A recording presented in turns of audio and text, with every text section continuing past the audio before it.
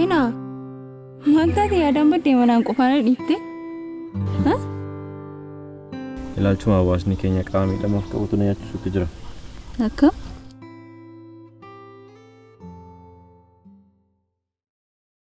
Intala kana beektu?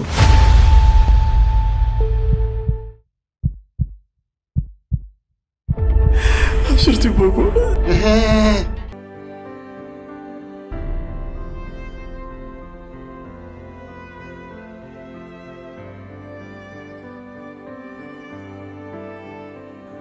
Profeesar argachuu dandeenya? Har'a biiroon seenne.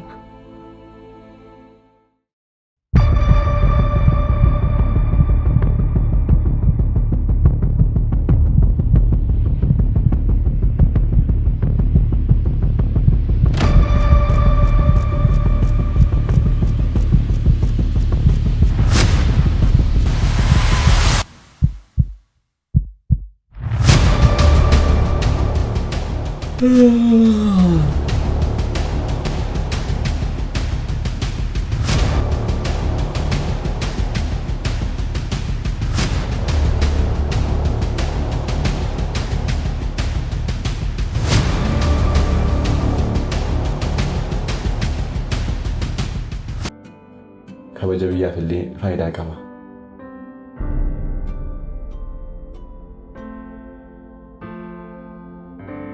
Yeroo teessus teessuma kee jala, yeroo deemtu faana kee jala akkan jiru sekondii tokkoof illee hin dagati.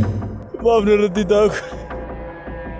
Bakka sirrii, bakka iccitii nam tokko nagin kaawwadhu jechuun barbaada. Warra akka kee beekaa balleessanii dhiifama namaan jiran akka laphee dhiifama nama keessatti balleessan.